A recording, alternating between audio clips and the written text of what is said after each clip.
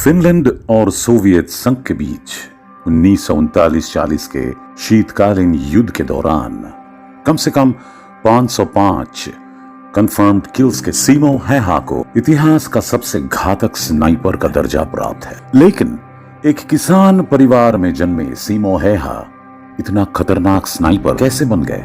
तो एक बार फिर से आप सभी का स्वागत है हमारे चैनल एनिग्मा अनटोल्ड में। आज हम जानेंगे इतिहास के सबसे खतरनाक स्नाइपर सीमो हैहा के बारे में।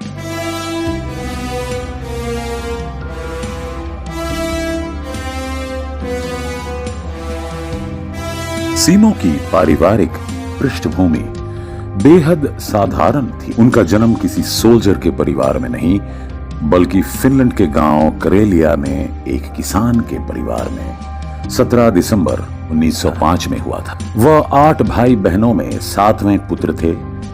परिवार में छोटे होने के कारण सबके बहुत लाडले रहे। पिता और अन्य भाई खेतों में काम करते थे, इसलिए सीमो भी 14 साल की उम्र से अपने खेतों में काम करने लगे। दिन भर काम करना और वक्त मिलने पर फिनिश के जंगलों में शूटिंग की प्रैक्टिस करना, बस यही सीमो की जिंदगी। पहले विश्व युद्ध की समाप्ति के कुछ ही सालों बाद दुनिया के ताकतवर देश एक बार फिर अपनी सत्ता कायम करने की कोशिश में एक दूसरे से लड़ बैठे थे। फिनलैंड रूस की सत्ता से अब आजाद हो चुका था, लेकिन ये आजादी ज्यादा वक्त तक कायम नहीं रही।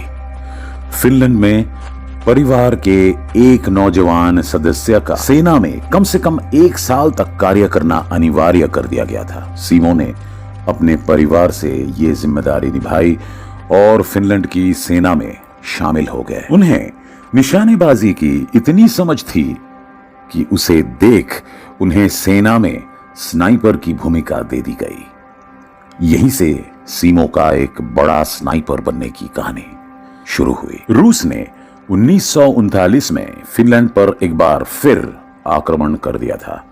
ये आक्रमण पुराने सीमा विवाद को हवा देने के लिए किया गया था, पर इस बार रूस ने पहले से ज्यादा ताकत जुटाई थी। तभी सीमो को युद्ध क्षेत्र में तैनात होने का मौका मिला। क्योंकि ये जंग सर्दियों के दिनों में हुई, इसलिए इतिहास में इसे विंटर वॉर का नाम दिया गया। फिनलैंड रूस सीमा का रास्ता बर्फीला था। जंग के दौरान यहां शीत लहर चलती थी और तापमान -20 डिग्री से लेकर -40 डिग्री सेल्सियस तक गिर जाता था।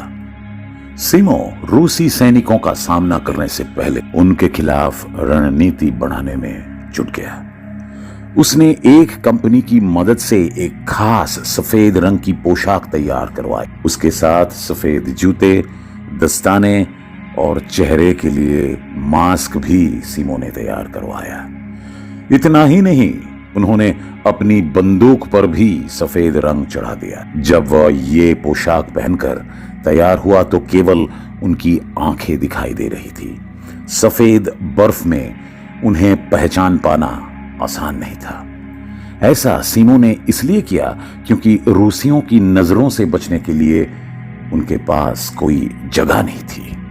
इसलिए उन्होंने बर्फ को ही अपने छुपने का सहारा बना लिया। आप ये जानकर चौंक जाएंगे कि सीमो अपने स्नाइपर राइफल में स्कोप का इस्तेमाल नहीं करते थे, क्योंकि स्नाइपर का स्कोप धूप पड़ने पर चमकने लगता है, जिससे उनके पोजीशन का पता लगाया जा सकता है।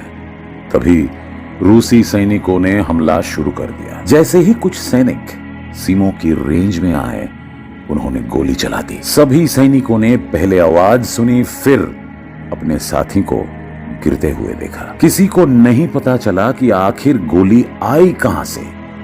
वह सब गोली चलाने वाले को ढूंढ ही रहे थे कि तभी एक और गोली चली और एक और सैनिक मारा गया। देखते ही देखते दर्जन भर से ज्यादा रूसी सैनिक मर गए और बाकी बचे अपनी जान की सलामती की दुआ मांग रहे थे। उसके बाद जैसे ही अंधेरा हुआ, रूसी सेना थोड़ी दूर चली गई और सीमो भी वापस अपने सेफ हाउस आ गए। सीमो ने अगले हमले के लिए दूसरे दिन का इंतजार किया। इस बार उन्होंने बराबरी से नहीं बल्कि पीछे से वार करने का योजना तैयार की। सीमो ने रूसी सैनिकों की टुकड़ी पर पीछे से हमला किया। इस बार भी उनकी तरकीब काम कर गई और फिर उन्होंने कई सारे रूसी सैनिकों को मौत के घाट उतार दिया। यह सिलसिला रोजाना ऐसे ही चलता रहा। कोई नहीं जानता था कि बर्फ में वहां कौन उन पर हमला कर रहा है। हालांकि इस बात की खबर सबको लग गई थी कि कोई है जो रूसी सैनिकों के लिए काल बना हुआ है। अखबारों में भी सीमो का जिक्र होने लगा था। लोग उन्हें असली नाम से तो नहीं जानते थे, इसलिए उन्हें दूसरा नाम दिया गया, व्हाइट डेथ। सीमो ने 100 दिन में 505 रूसी सैनिकों को मौत के घाट उतार दिया था, वो भी अकेले। वह 6 मार्च 1940 को फिर पूरी तैयारी के साथ तैनात थे, पर इस बार रूसी सैनिक ज्यादा सतर्क थे। जैसे ही उन पर हमला हुआ, वो चारों दिशाओं में भटक। सीमो ने गोली चलाना जारी रखा, पर रूसी सैनिकों ने गोली के आने की दिशा से सीमो का पता लगा लिया था और उस ओर विस्फोटक फेंकना शुरू कर दिया। इसी दौरान गोलीबारी भी हुई और रूसी सैनिक की एक गोली सीमो के चेहरे को चीरती हुई निकल गई। सीमो निढाल होके बर्फ में गिर गए। रूसी सैनिक जानते थे कि अब उनका पास मौका है अपने छिपे हुए दुश्मन को ढूंढने का। वह चारों तरफ बिखर गए सीमो को ढूंढने के लिए, मगर उन्हें ढूंढ नहीं पाए। वो चुपचाप बिना हिले बर्फ में पड़े रहे।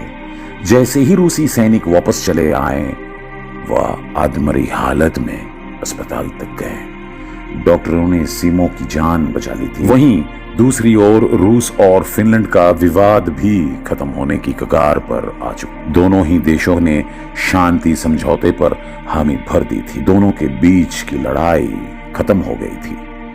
जैसे ही जंग खत्म हुई, सीमो भी कोमा से जाग गए। गोली के कारण उनका चेहरा काफी खराब हो गया था। उन्हें पता चला कि अब जंग खत्म हो गई है, तो उन्होंने सेना की नौकरी छोड़ दी। वह अपनी सेवाएं दे चुके थे और अब अपने परिवार के साथ समय बिताने के लिए निकल पड़े थे। इसके बाद उन्होंने सेना के लिए कोई लड़ाई नहीं की। इसके बाद वह सारी उम्र एक किसान की तरह ही जीते रहे। सीमो के बाद कोई भी स्नाइपर ऐसा नहीं आया जिसने ऐसा कारनाम किया हो। यही कारण है कि सीमो का नाम इतिहास में अमर हो गया। ये उनकी प्रतिभा और देश रक्षा की भावना ही थी जिसके चलते उन्होंने इस मुश्किल काम को भी अंजाम दिया। तो आज के वीडियो में दोस्तों बस इतना ही। इस तरह के इंफॉर्मेटिव और इंटरेस्टिंग वीडियो के लिए हमारे चैनल एनिग्मा अनटोल्ड को जरूर लाइक, शेयर और सब्सक्राइब करें। धन्यवाद।